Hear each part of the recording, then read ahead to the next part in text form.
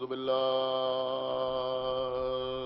السميع العلي العظيم من الشيطان اللعين الرجيم. بسم الله الرحمن الرحيم. الحمد لله الذي هدانا لهذا وما كنا لنهتدي لولا أن هدانا الله. لقد جاءت رسل ربنا بالحق. الصلاة والسلام على صاحب الدين والإسلام والحل والحرام والركن والمقام والصلاة والصيام والسجود والقيام والشريعة والأحكام والحجة والبرهان والمحبة والعرفان والحق والبيان والكتاب والقرآن. سيدنا ونبينا وشفيعنا ومولانا ومولى الثقلين جد الحسن والحسين أبي القاسم محمد وعلى أهل بيته الطيبين الطاهرين المعصومين المظلومين المنتخبين المنتجبين الذين أذهب الله عنهم الرجس وطهرهم تطهيرا.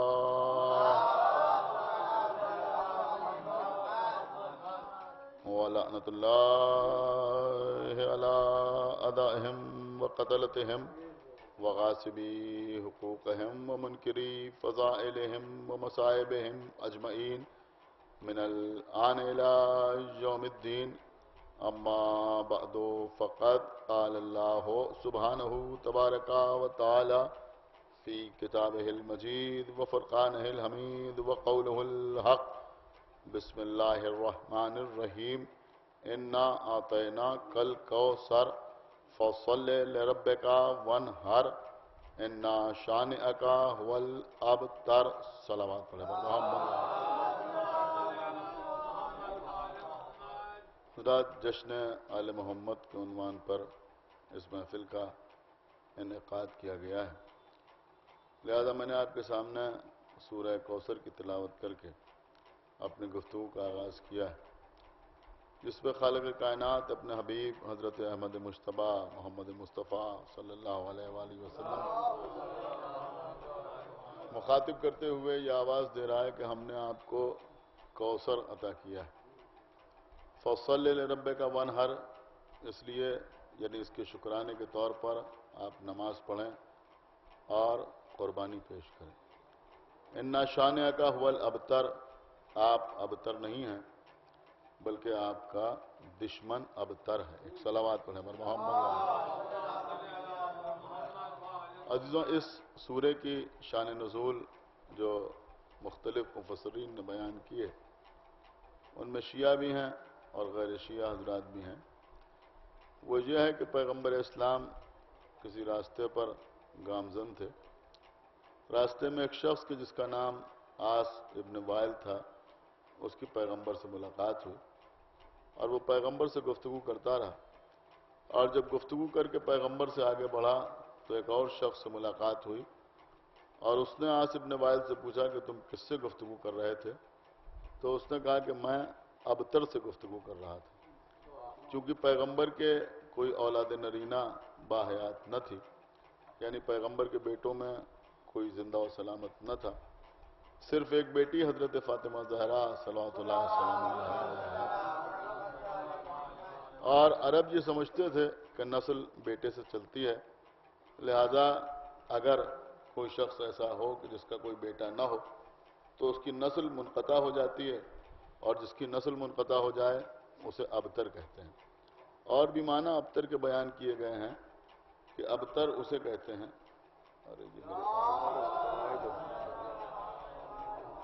کہ ابتر اسے کہتے ہیں کہ جس کے پیچھے کوئی آنے والا نہ ہو، جس کا عقب موجود نہ ہو، اس کو بھی ابتر کہتے ہیں. اس کا بھی مطلب اور مفہوم تقریباً وہی ہے کہ جس کے بعد کوئی آنے والا نہ ہو، یعنی جس کی اولاد میں کوئی باقی نہ ہو، اسے ابتر کہتے ہیں.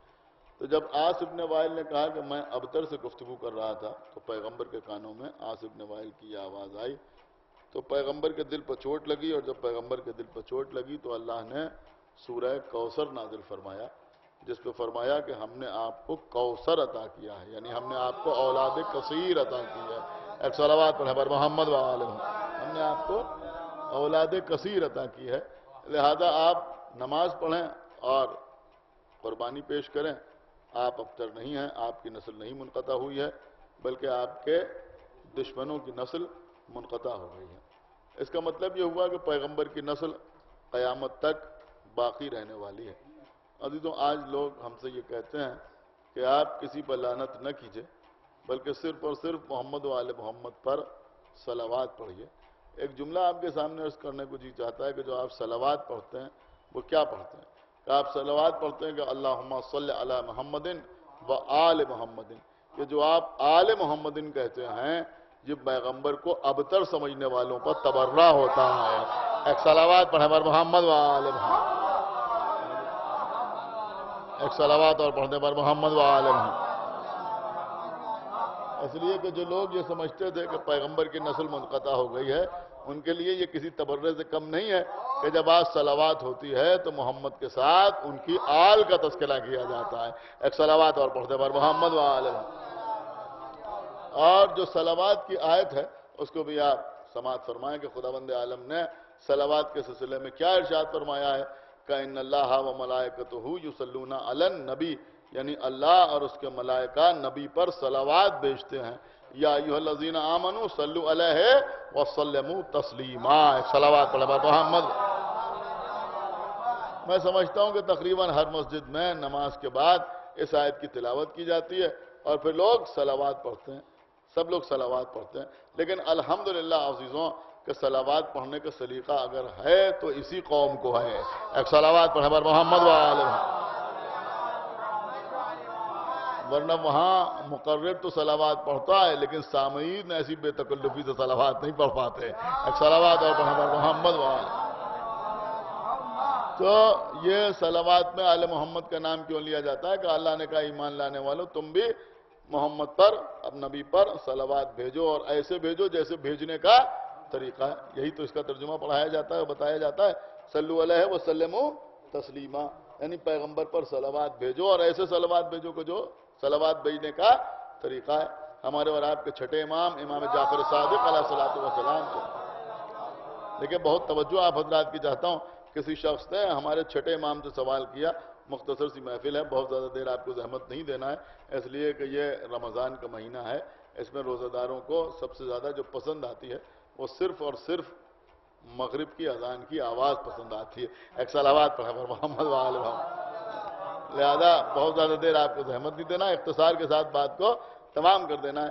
تو میں عرض یہ کر رہا تھا کہ کسی نے پوچھا آپ کے چھٹے امام سے کہ مولا یہ فرمائے کہ صلو علیہ وسلموا تسلیما، تو کسی نے پوچھا کہ یہ بعد میں جو تسلیمہ آیا اس کا مطلب کیا ہوا؟ تو امام نے کہا کہ تسلیمہ سے مراد یہ ہے کہ ولایت امیر المومنین کو تسلیم کر کے صلوات پڑھی جائے۔ ایک صلوات پڑھیں بر محمد و آل محمد، ایک بآواز بلند صلوات اور پڑھیں بر محمد و آل محمد، ولایت امیر المومنین کو تسلیم کر کے صلوات پڑھی جائے۔ عزیزوں، بہت ہی مشہور زمانہ کتاب ہے سوائق محرقہ، جو ہماری اور آپ کی مخالفت میں لکھی گئی ہے۔ اس کتاب میں بھی موجود ہے کہ پیغمبر اسلام کے پاس کوئی آیا اور آگے اس نے کہا کہ آپ پر صلوات کیسے بھیجی جائے؟ تو اب یہ ترجمہ تو سبھی کرتے ہیں کہ ایسے صلوات پڑھو جو صلوات پڑھنے کا طریقہ ہے۔ تو اب نماز پڑھی جائے تو کیسے پڑھی جائے؟ طریقہ پیغمبر ہی تو بتائیں گے۔ روزہ رکھا جائے تو کیسے رکھا جائے؟ طریقہ پیغمبر بتائیں گے۔ حج کیا جائے تو کیسے کیا جائے؟ پیغمبر طریقہ بتائیں گے۔ تو صلوات کیسے پڑھی جائے؟ یہ بھی پیغمبر ہی طریقہ بتائیں گے۔ تو پوچھنے والے نے پوچھا کہ صلوات آپ پر کیسے پڑھی جائے؟ تو پیغمبر اسلام نے فرمایا کہ میرے اوپر ناقص صلوات نہ بھیجو۔ کیا سنا میرے اوپر؟ حالانکہ یہاں پر جملہ کچھ اور ہے، مگر وہ ممبر سے آپ کے سامنے عرض نہیں کرنا چاہتا کہ پیغمبر نے فرمایا کہ میرے اوپر ناقص صلوات نہ بھیجو۔ تو پوچھنے والے نے پوچھا کہ یہ ناقص صلوات کیا ہوتی ہے اور کامل صلوات کیا ہوتی ہے؟ بہرحال یہاں مومنین کا مجمع ہے، یہ نہ سمجھیں گے تو کون سمجھے گا کہ بھائی جن کے بغیر دین کامل نہیں ہوتا ان کے بغیر صلوات کیا کامل ہوگی؟ ایک صلوات اور پڑھیں بر محمد و آل محمد۔ ولایت کے بغیر دین کامل نہیں ہوتا. ان کے بغیر سلامات کیا کامل ہوگی؟ تو پیغمبر نے فرمایا کہ ناقص صلوات وہ ہے جو میرے نام پہ آ کے ٹھہر جائے، اور کامل صلوات وہ ہے جب سے میرے ساتھ میری آل کا ذکر کیا جائے کہ اللہم صلی علی محمد و آل محمد. ایک صلوات اور پڑھا محمد و آل محمد.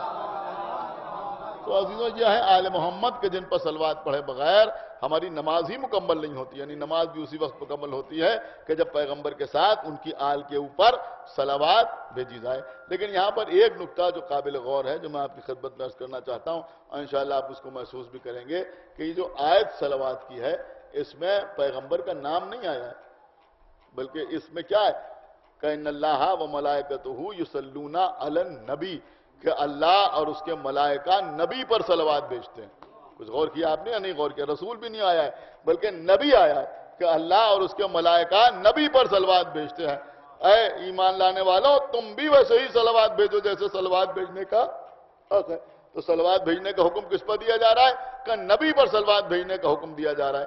دیکھیے پیغمبر اسلام کی بات تو جانے دیجئے، 5 ہیں اولو العزم ہیں، اس کے بعد کون ہے کہ 313 رسول ہیں اور 1,24,000 نبی ہیں. تو جب 1,24,000 نبی ہیں تو جب آپ صلوات بھیجتے ہیں تو صلوات ایسے بھیجئے کہ نبی پر بھی صلوات ہو اور آل نبی پر بھی صلوات ہو. تو 1,24,000 پر صلوات ہو جائے گی، پیغمبر پر اپنے آپ صلوات ہو جائے گی. لیکن یہ محمد کا نام کیوں لیتے ہیں؟ میں نے کہا بھائی اللہ نے تو حکم دیا نبی پر صلوات بھیجو، بہت توجہ آپ حضرات کی، لیکن کیونکہ ہم جانتے ہیں کہ سب سے بڑا نبی کون ہے لہذا ہم نبی کا نام لے لیتے ہیں. کچھ غور فرما رہے ہیں آپ یا نہیں غور فرما رہے ہیں؟ اور یہی بتایا بھی گیا ہے، یہی سمجھایا بھی گیا ہے کہ کیونکہ سب سے بڑے نبی محمد ہی ہیں لہذا محمد پر صلوات، ان کی آل پر صلوات. تو ایک بات سمجھ میں آئی کہ اللہ نے کہا نبی پر صلوات بھیجو، تو ہمیں معلوم ہے کہ سب سے بڑا نبی کون ہے، تو ہم نام لے کے صلوات بھیجتے ہیں. اللہ نے کہا ظالم پر لعنت، جھوٹے پر لعنت، تو اب ہمیں بھی معلوم ہے کہ سب سے بڑا ظالم کون ہے اور سب سے بڑا جھوٹا کون ہے. ایک صلوات پڑھے محمد و آل محمد. ایک باواز بلند صلوات پڑھے محمد و آل محمد. اور کیا آپ نے؟ تو اب جو سب سے بڑا جھوٹا ہے اس پر بھی لعنت اور جو سب سے بڑا ظالم ہے اس پر بھی لعنت. آپ غور کر رہے ہیں؟ تو عزیزو جو ہے آل محمد، تو اللہ نے پیغمبر اسلام کو حکم دیا. اور کیا حکم دیا؟ اللہ نے پیغمبر سے کہا کہ ہم نے آپ کو کوثر عطا کیا. انا آتینا کل کوثر، پیغمبر کو بشارت دی جا رہی ہے، پیغمبر سے کہا جا رہا ہے کہ انا آتینا کل کوثر، ہم نے آپ کو کوثر عطا کیا ہے. فصل لربک وانحر، اس لیے آپ نماز پڑھیں اور نماز پڑھنے کے بعد وانحر یعنی قربانی پیش کریں. عزیزوں ایک بہت بڑے عالم گزرے ہیں، ابھی کچھ دن پہلے ان کا انتقال ہوا ہے، اہل سنت کے مشہور معروف عالم تھے مولانا ابو الاعلی مودودی. انہوں نے تفسیر قرآن لکھی ہے جس کا نام ہے تفہیم القرآن. تفہیم القرآن میں انہوں نے سورہ کوثر کے سلسلے میں جہاں تفسیر تحریر کی ہے وہاں انہوں نے لکھا ہے کہ اس سورے میں جو خداوند عالم حکم دے رہا ہے کہ آپ نماز پڑھیں اور قربانی پیش کریں. فصل لربک وانحر. انہوں نے کہا عام طور پر تو یہ بیان ہوتا ہے کہ آپ نماز پڑھیں اور قربانی پیش کریں، اور نہر کا لفظ اس لیے آیا ہے کہ اونٹ کو نہر کیا جاتا ہے. تو مطلب یہ ہے کہ آپ نماز پڑھیں اور چھوٹی موٹی قربانی نہ پیش کریں بلکہ بڑی قربانی پیش کریں. ایک صلوات اور پڑھیں محمد و آل محمد. چھوٹی موٹی قربانی نہ پیش کریں بلکہ بڑی قربانی پیش کریں. لیکن اس کے ساتھ ساتھ انہوں نے تحریر کیا، اور صرف انہوں نے نہیں تحریر کیا ہے بلکہ علامہ ابن کثیر نے بھی تحریر کیا ہے. بہت توجہ کے ساتھ سنیں، یہاں ماشاءاللہ طلبہ بھی بیٹھے ہوئے ہیں، علماء کرام بھی بیٹھے ہیں، شعراء بھی بیٹھے ہوئے ہیں. بڑی اہم بات میں آپ کی خدمت میں عرض کر رہا ہوں کہ علامہ ابن کثیر نے بھی لکھا ہے اور علامہ مودودی نے بھی تحریر کیا ہے، اور انہوں نے یہ تحریر کیا ہے کہ وانحر جو کہا گیا ہے اس سے مراد صرف قربانی نہیں ہے بلکہ اس کے کچھ اور بھی معنی ہے. اور معنی کیا ہے؟ تو انہوں نے لکھا ہے کہ ہمارے اور آپ کے 5ویں امام یعنی محمد حضرت امام محمد باقر علیہ السلام نے فرمایا کہ اس آیت میں دیکھیں، ہو سکتا ہے کوئی نئی بات ہو ان بچوں کے لیے کہ یہ جو وانحر کہا گیا ہے تو یہاں پر نہر سے مراد ہے حالت نماز میں تکبیر کہنے کے دوران اپنے ہاتھوں کو کانوں تک بلند کرنا. ایک صلوات پڑھیں پر محمد و آل محمد. سمجھ رہے ہیں آپ یا نہیں سمجھ رہے ہیں؟ کیا کہا جا رہا ہے؟ ہو سکتا ہے یہ نئی بات ہو بچوں کے لیے کہ کہا کیا جا رہا ہے کہ ہم نے آپ کو کوثر عطا کیا ہے، یا یوں کہیں کہ ہم نے آپ کو فاطمہ زہرا جیسی بیٹی عطا کی ہے لہذا آپ نماز پڑھیں اور اپنے ہاتھوں کو اپنے کانوں تک بلند کریں. اس کو کہتے ہیں، کیا کہتے ہیں اس کو کہتے ہیں رفع یدین، یعنی ہاتھوں کا بلند کرنا. ہمارے یہاں نماز جب پڑھی جاتی ہے تو اس پر رفع یدین ضروری ہوتا ہے. آپ تکبیر کے بعد اپنے ہاتھوں کو کانوں تک لے جاتے ہیں. اللہ اکبر. ہمارے اور آپ کے چھٹے امام جعفر صادق علیہ الصلوۃ والسلام نے ارشاد فرمایا ہے. سنیے عزیزوں، یہ باتیں بھی آپ تک پہنچنا چاہیے، اس لیے کہ خالی نماز پڑھ لینا کافی نہیں ہے، بلکہ نماز کے بارے میں معلومات حاصل کرنا بھی ضروری ہے. ایک صلوات اور پڑھیں بر محمد و آل محمد. اور عزیزوں، میں تو آپ کے سامنے حقیقی بات عرض کر رہا ہوں کہ اگر نماز کو سوچ سمجھ کے پڑھا جائے، سمجھ رہے ہیں آپ، اور سمجھ کے پڑھا جائے، تفہیم کے ساتھ پڑھا جائے، تو اسی نماز سے فضائل آل محمد کے دریا سامنے آتے ہیں. ایک صلوات اور پڑھیں بر محمد و آل محمد. تو نماز میں حکم کیا ہے؟ کہ نماز پڑھنا ہے تو کیسے نماز پڑھیں؟ کہ نماز میں آپ کے چھٹے امام فرما رہے ہیں کہ دنیا میں ہر شے کی کوئی نہ کوئی زینت ہوتی ہے. ہر شے کی کوئی نہ کوئی زینت ہوتی ہے. جیسے مثلا سورج کی زینت ہے روشنی، جیسے چاند کی زینت ہے چاندنی، جیسے پھول کی زینت ہے مہک. تو امام فرماتے ہیں کہ اسی طرح سے نماز کی زینت ہے رفع یدین، یعنی ہاتھوں کا کانوں تک بلند کرنا. یہ کیا ہے؟ کہ یہ ہے نماز کی زینت، یہ ہے نماز کی زینت. اب دیکھیں دوسروں کو دیکھ کے متاثر نہ ہو جائیے، ان کی حرکتیں نہ کرنے لگیے، اس لیے کہ الحمدللہ صرف ہمارا ہی فرقہ وہ ہے کہ جہاں رفع یدین سے نماز شروع ہوتی ہے اور رفع یدین ہی پہ تمام ہوتی ہے. یعنی شروع ہوتی ہے تب بھی ہاتھوں کو بلند کیا جاتا ہے، اور جب نماز تمام ہوتی ہے تب بھی دونوں ہاتھ دونوں کانوں تک لے جائے جاتے ہیں. ایک صلوات اور پڑھیں بر محمد و آل محمد. یعنی یہ 3 بار جو آپ اللہ اکبر اللہ اکبر اللہ اکبر کہتے ہیں تو یہ رفع یدین ہی تو ہوتا ہے. اس کا مطلب یہ ہوا کہ یہاں رفع یدین سے نماز شروع ہوتی ہے، رفع یدین پر تمام ہو جاتی ہے. تو اگر سب سے زیادہ زینت نظر آتی ہے نماز کی تو ہمارے یہاں نظر آتی ہے. تو اللہ پیغمبر سے کیا کہہ رہا ہے؟ کہ ہم نے آپ کو اولاد کثیر عطا کی ہے، ہم نے آپ کو کوثر عطا کیا ہے. یعنی یہ سارے جملے ایک ہی جیسے ہیں جو میں عرض کر رہا ہوں. ہم نے آپ کو کوثر عطا کیا ہے، ہم نے آپ کو اولاد کثیر عطا کی ہے، ہم نے آپ کو نسل کثیر عطا کی ہے، یا ہم نے آپ کو فاطمہ زہرا جیسی بیٹی عطا کی ہے. اس لیے آپ نماز پڑھیں اور اپنے دونوں ہاتھوں کو بلند کریں. نماز پڑھیں اور اپنے دونوں ہاتھوں کو بلند کریں. دیکھیں ہم نہیں کہہ رہے ہیں، پیغمبر ہی نے فرمایا کہ یا علی اگر آپ نہ ہوتے تو میری بیٹی فاطمہ کا کوئی کفو نہ ہوتا، اگر آپ نہ ہوتے تو میری بیٹی فاطمہ کا کوئی کفو نہ ہوتا. لہذا مصلی پر فاطمہ کے لیے ہاتھوں کو بلند کیجئے، غدیر کے منبر پر علی کے لیے ہاتھوں کو بلند کیجئے. صلوات بر محمد و آل محمد. یہاں بھی ہاتھوں کو بلند کیجئے اور وہاں بھی ہاتھوں کو بلند. ایک صلوات اور پڑھ دیں بر محمد و آل محمد. تو میں عرض یہ کر رہا تھا عزیزوں کہ یہ ہیں آل محمد. کوئی آل محمد کو دنیا میں ہمسر نظر نہیں آتا. آج تو نہ معلوم کتنے لوگ ہیں جن کو لوگ آل میں شامل کرنے کی کوشش کرتے ہیں، اور یہ کہتے ہیں کہ آل کا مطلب ہوتا ہے آل، یہ بھی آل محمد میں شامل ہے، وہ بھی آل محمد میں شامل، اور اصحاب بھی شامل، اور ازواج بھی شامل. شاید میں نے پہلے بھی عرض کیا تھا، اس وقت پھر آپ کے سامنے عرض کر دوں کہ یہ دشمنان اہل بیت کا مقدر ہے کہ ان کی تحریر ان کی تقریر سے جدا ہوتی.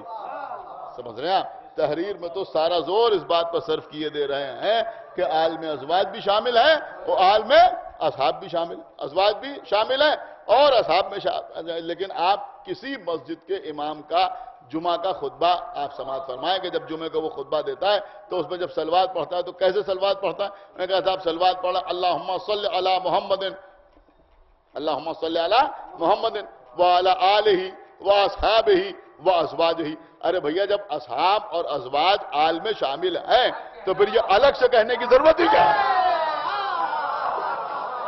صلوات اور پڑھتے بر محمد الگ سے کہنے کی ضرورت کیا ہے؟ کچھ غور کر رہے ہیں آپ؟ نہیں غور کرنا بھائی. جب یہ آل میں شامل ہیں تو پھر یہ الگ سے کیوں کہہ رہا ہے وَعَلَىٰ آلِهِ وَأَصْحَابِهِ وَأَزْوَاجِهِ؟ یعنی محمد پر صلوات ہو اور ان کی آل پر اور ان کے اصحاب پر اور ان کی ازواج پر. یہ اور بتا رہا ہے کہ تم بھی سمجھتے ہو کہ یہ اور ہے وہ اور ہے.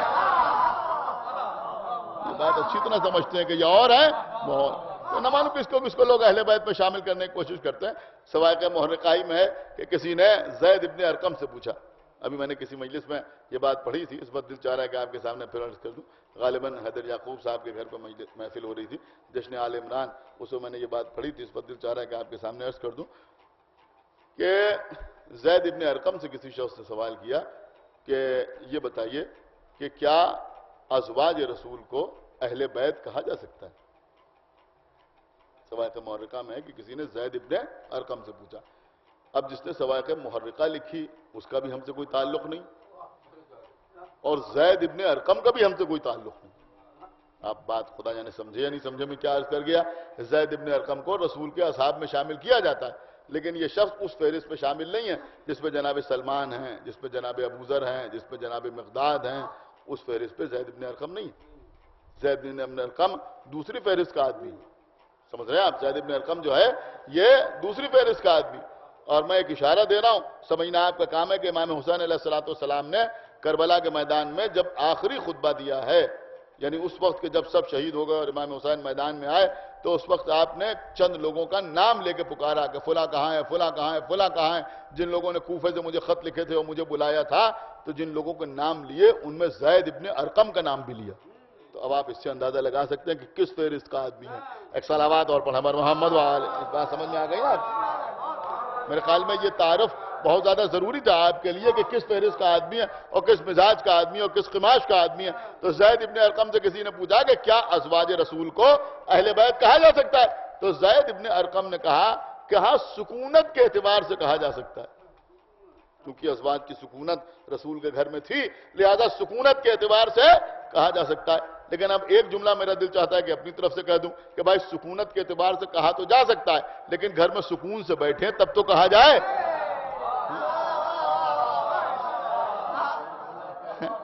گھر میں سکون سے بیٹھے تب تو کہا جائے سکونت کے اعتبار سے اہل بیت۔